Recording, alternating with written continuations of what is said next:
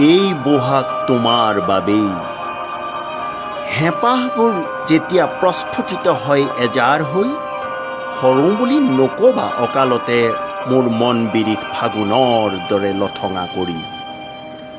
প্ৰত্যাশাবোৰ যেতিয়া গগনমুখী হয় শ্যামলী হৈ, গৰকো বুলি নকবা অকাৰণে হিয়া পথাৰ মৰুভূমিৰ দৰে খৰাং কৰি।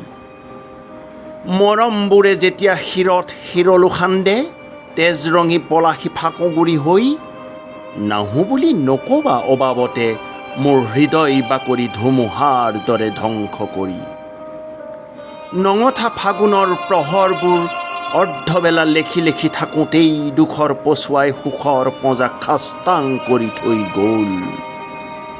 সেউজী ন সাজেৰে প্ৰণয়ৰ নৱকল্লোল তুলি বহাগতে মুখত এমুঠি হাঁহি বিৰিঙালেও কপটীয়া বৰদৈ চিলাই কিয় ম্লান পেলাই যায়।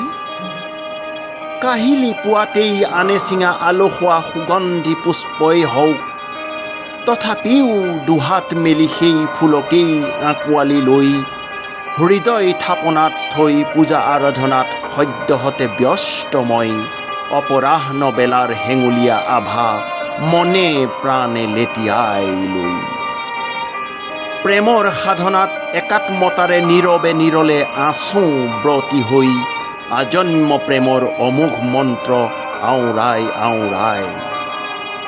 নজোকাবা মোক এৰেহা ফুলৰ পাপৰিকে আজুৰি হিয়াত সাৱটি প্ৰেমময় জীৱন জীয়াৰ সুৰভি বুটলিছোঁ বুলি। মোৰ থৌকি বাথৌ মন ময়ূৰীয়ে যোৱাটো আহিনতেই বহাগৰ সাজোনে কাচোনে ৰূপ সলালে। এয়াতো বহাগ আহিল, আত্মাৰ কপৌহালে জ্যোতি পুতি মৰমৰ পাখি মেলি প্ৰেমৰ নীলাভ আকাশত প্ৰণয়ৰ গীত জুৰিছে।